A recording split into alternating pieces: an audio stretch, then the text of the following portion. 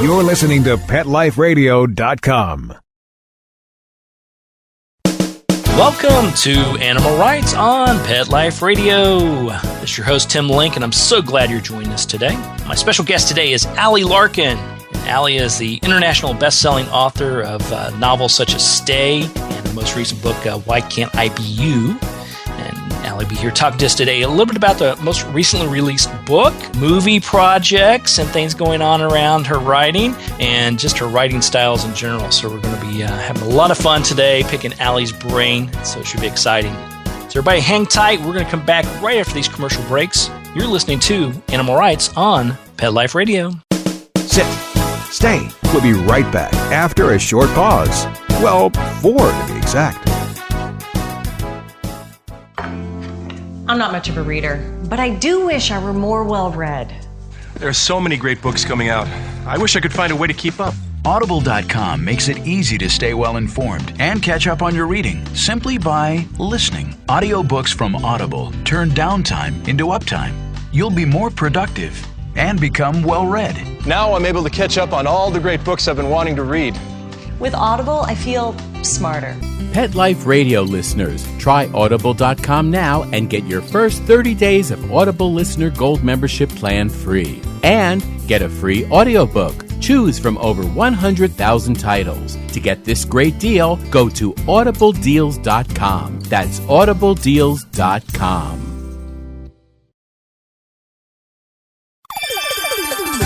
Let's talk pets on PetLifeRadio.com.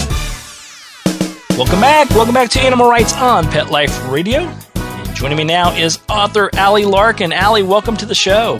Thank you so much. It's so good to talk with you. Yeah, it's great to talk to you again. Big kudos on all the continued success. Thank you. I appreciate it. Yeah. So now tell us a little bit about the most recent book, Why Can't I Be You? Why Can't I Be You? It's about a woman who gets dumped at the airport. She's on her way to a business trip, and her boyfriend breaks up with her and drives off with all her luggage still in the trunk of his car. And she gets to the hotel where her business conference is supposed to take place and is mistaken for a long-lost classmate who everyone is hoping will attend a high school reunion that's taking place at the same hotel. And since she's had a really terrible day, she just goes with it. And I don't want to give too much away about the book, but there is an angle about dogs, like dogs who, like guiding eye dogs and things like that, service dogs. And that was a lot of fun to research. Very good. Very good. Yeah, we'll talk a little bit about your research here in a minute, because it's definitely takes a lot more than just a creative idea, doesn't it? It does. Yeah. So now, how did you come about writing this book? Was this an epiphany that woke you up in the middle of the night, or had you done some research or had some personal history around something like this? I've never pretended to be someone to go to a high school reunion, so it's not based on anything real. My editor for Stay, my first book, actually had this. She had an idea after listening to an episode of This American Life about bands that no one had ever heard of, but everybody pretended that it was their favorite band. And she really liked the idea of something like that happening and the person coming out the other side actually being what they'd been pretending to be. And I'm not really very interested in writing magical realism. I think there's some people who do it really well, but I'm actually very interested in writing the real story behind it. And what I loved from that little spark of an idea was, what if that happened and the person just pretended? Instead of like, what if that happened and it, the person turned into something else?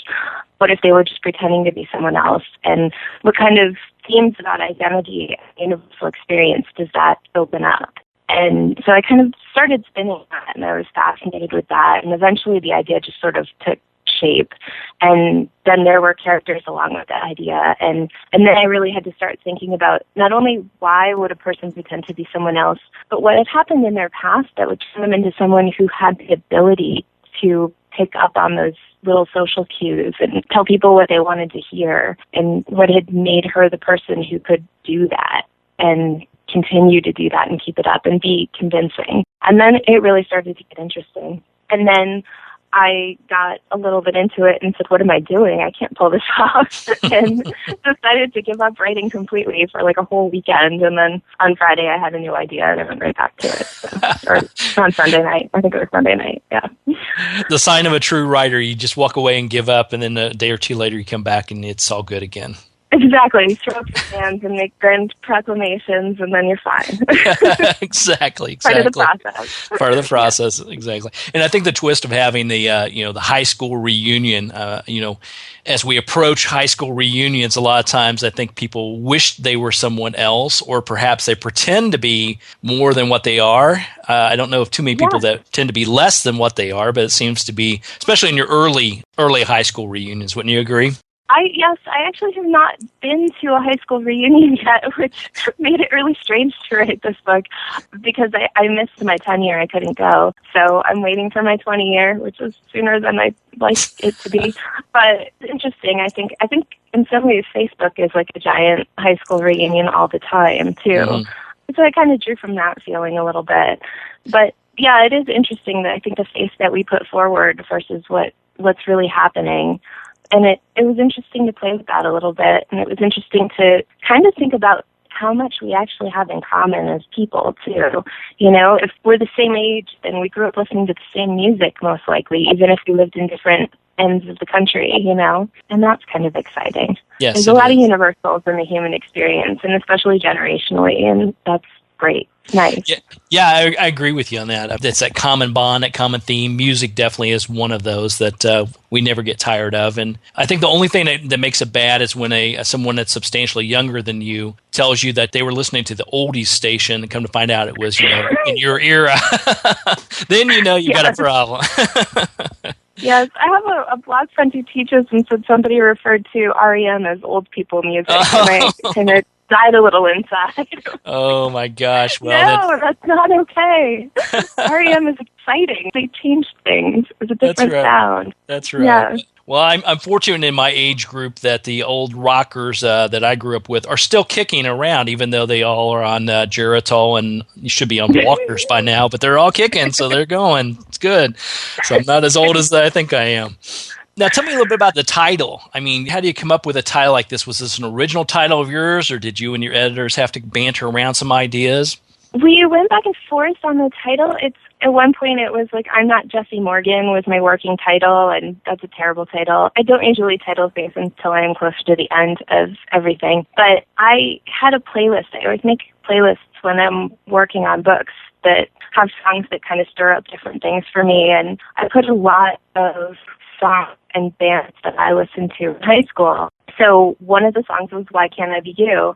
And when we were kind of playing around, my editor and I were talking about song titles, I had a couple of songs that I had thought about, and we had a couple of titles in general that we were going back and forth on, and I just put Why Can't I Be You out there. And as I sent it, I was like, I hope she likes this one. I think it's right. And she wrote back, that's it. So that's the title, and I'm really happy about it. I think it fits the book perfectly, and I think the song fits perfectly, and the song had already been written into the book, so it was kind of cool to make that the title. There you go. I love how those things come about, and even the concepts and the ideas around the book stay the same, but what you start off with as a writer, wouldn't you say, doesn't necessarily turn into what you end up with. The outline may be there, but yeah. And it's such a surprise. In this book, like when I said that I quit writing it, it was because I just couldn't see past the idea of like, this big concept and it's kind of this fluffy idea. Like I couldn't ground it. I couldn't find a place to ground it. And then all of a sudden I had this idea of Jenny and Robbie smoking Robbie's last 2 cigarettes. And I wrote like this whole scene about the two of them. And that was just like, okay, here's the heart of the book. This is what it's about. It's about friendship, and it's about the ways that friends support each other like a family, and what my main character was lacking for not having had that, and what she wanted so desperately. And then it was like, oh my gosh, I can't not write this book. This is a story I have to tell. But before I got there, it was just a story about mistaken identity. It was almost a Freaky Friday kind of thing.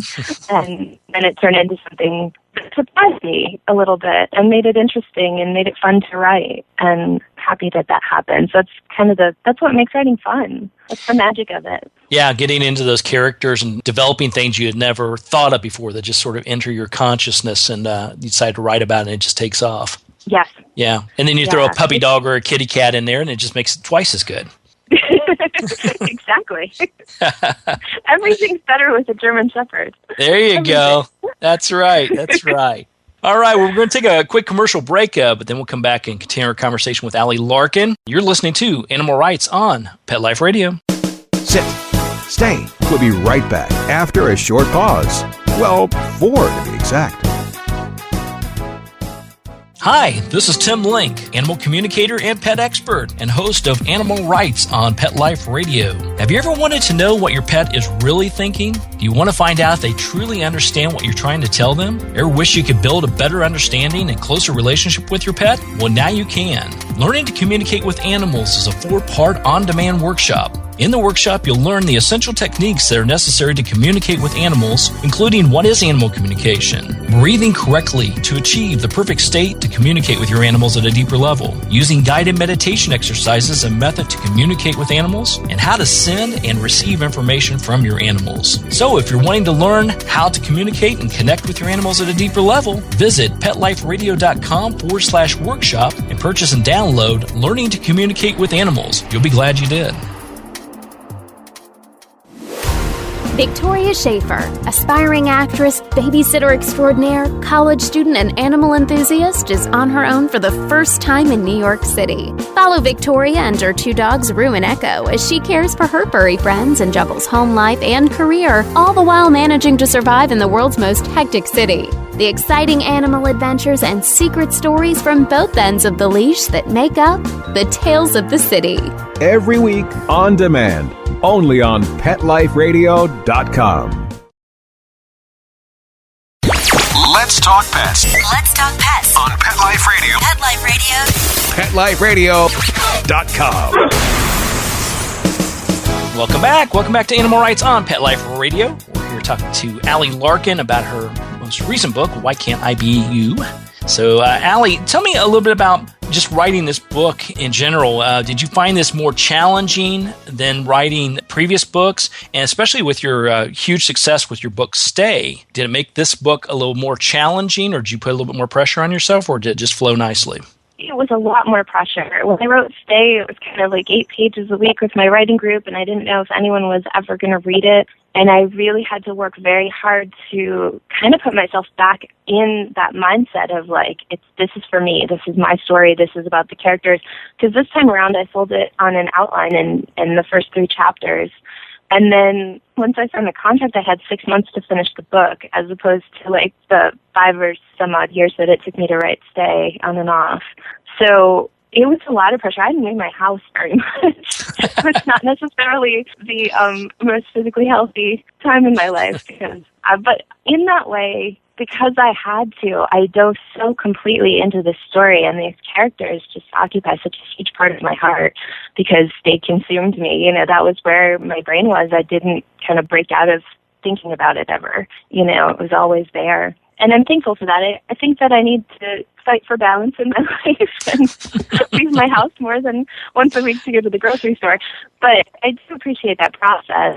It kind of made it, in ways that I didn't have a lot of time. I didn't have a lot of time to be afraid. I didn't have a lot of time to get stuck in my head and worry too much about what everyone else was going to think. I just had to focus. And there was something kind of great about that. And for my second book, I'm very thankful that that was the reality for me, because otherwise I think it would have been very easy to just push things further and further off because it's scary. It's scary to put yourself out there, and it's even scarier to put yourself out there once you know what that actually means. Yeah, well, definitely. It's also so. great. Yeah, it's exciting. Yeah. It's exciting, but it's a huge challenge. And, I was comparing just what you said, 6 months. And most of the work that I do is in nonfiction. And 6 months is a lot of time if it's a subject that I've already talked about or I work with on a regular basis. But even then, I think that the pressure's still there in one facet, because if it's something you're too familiar with, you tend to just throw it out there and not realize that other people may not be grasping or may not really understand all the intricate details that are going behind it. And so with a novel, you've got those same little factors that come into play, but also you've got the fact that you've got to build a whole story and characters from ground up and get it done in 6 months. It's a lot of pressure. It was, yeah. It's nice at the end of it to know you can do it. Yes. Which is good. That's right. And that way, when you sell your next one, they give you a whole 4 months to get it done, so you're good to go. No. I'm I'm taking my time on the next one. There you go. By the time you get to your fifth and sixth one, you tell them when you're going to get it to them. That's the way it works. That's the beauty of it all. So when you're writing in general, when you're thinking about putting together, say, your next project or the one after that, do you keep some sort of a journal or log with all these brilliant ideas and brilliant concepts and outlines around it? Do you come up with maybe just a title book, or do you just sort of, the first one that really catches your heart, you go with it? I have a couple, like outline things that I might have ideas for, and then it really, sometimes I have a lot of time spent on outlines and something else just completely catches my heart, like you said. And that's the thing.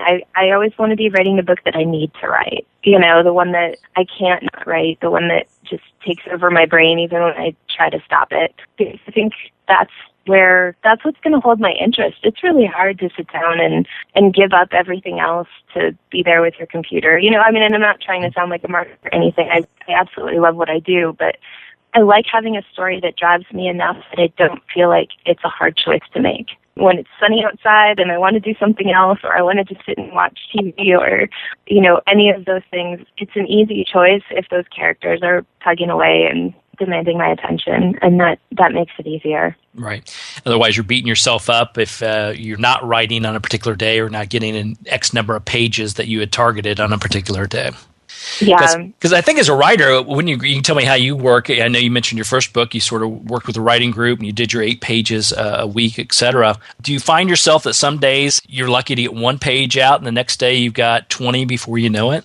Yeah, absolutely. And I've changed, I've gone through different cycles of what works for me. At one point it was like I work on Tuesdays and Thursdays, and, just random, I don't answer my phone on Tuesdays and Thursdays. I don't turn the internet on, that kind of thing. And that worked for a while, and that was great. And then right now what I'm doing is I work for 2 hours every day, and I don't even have to actually write anything. I just have to deal with my material for 2 hours. If I'm sketching pictures of what the room looks like, or I'm, just reading what I've already written, then that's fine. But what I've found is that once I set my time on my phone 2 hours, I actually have a lot more to say than I thought I did, which is really nice. But that's just what's working for me now.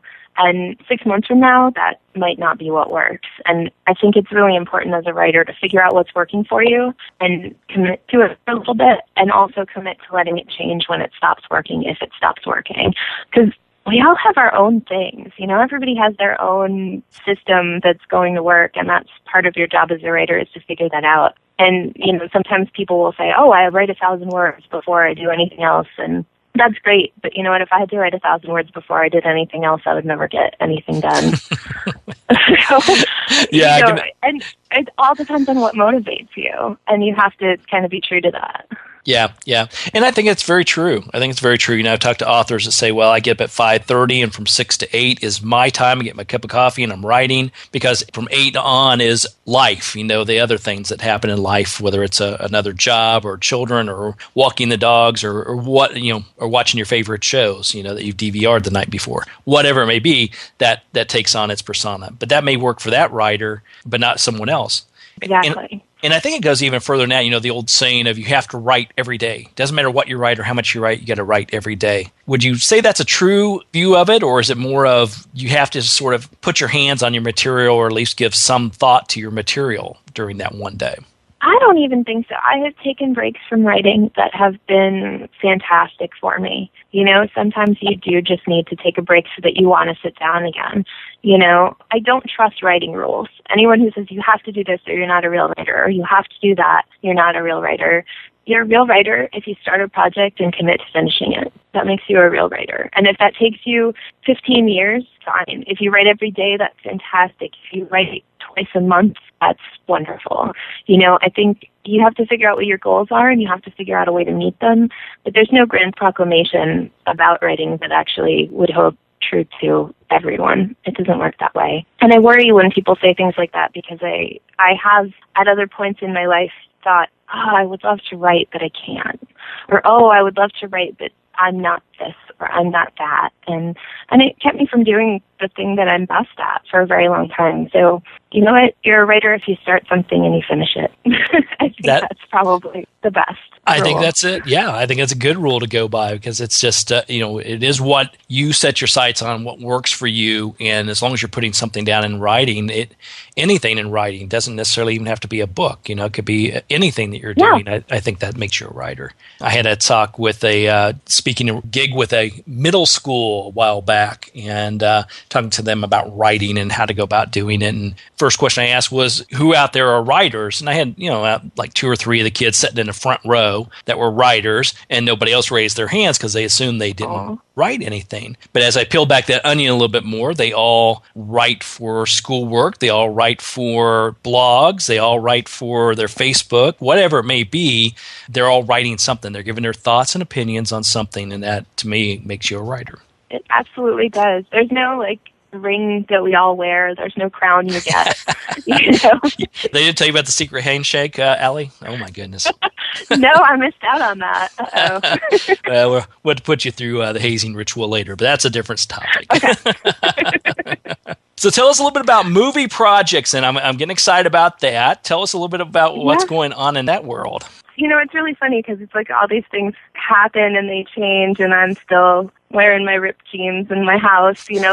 Things happen, but I'm not, I'm signing off on things and I'm having phone meetings, but it's not a whirlwind, and then it is a whirlwind, and it's interesting. But right now, basically, the basics of it is that Universal's optioned by WB, and Gabrielle Allen and Jennifer Crittenden are attached to write the screenplay, which I'm unbelievably excited about. Between them, they have a movie called What's Your Number? And they also have credits on some of my favorite television shows like Seinfeld and Arrested Development and Scrubs and The Simpsons. And I'm just completely in awe. And it's so touching and wonderful and humbling that they want to spend some time with characters that I created. And I can't wait to see what they're going to do. And it's pretty cool. It's very cool.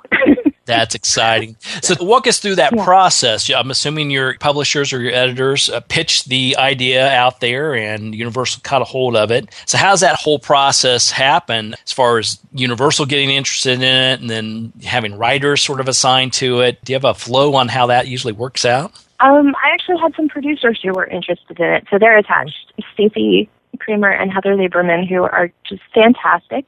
And they attached the writers to the project, and they got it all going. So it's all them. And then my amazing film agent, Dana Spector, who's at Paradigm, helped me through the whole process. So it's mostly a lot of phone calls and just making decisions about things and having the guidance to make the right decisions. But, it's been an interesting process, and then it's really exciting. And it doesn't quite feel real, I think. There's a lot of hurry up and wait that happens. And so then at a certain point, it's wait, all of a sudden I can tell people about this, and still almost feels like a secret, but it's not. And now I guess what will happen is that they'll line up everything that needs to happen to make a film, hopefully. And hopefully it'll get greenlit and made. But there's a long road before that happens. So. Yes. And now in that process with the producers, now is this something where it was left up to you to find people interested in it, or the producers contact you directly, or did that go all through the publishing house? They contacted my film agent and went through there. So they found the material for me. Sometimes it happens the other way around where you have a film agent who actually looks for producers to match it with. But these producers found my work and came to us, which was really great. It was a nice prize.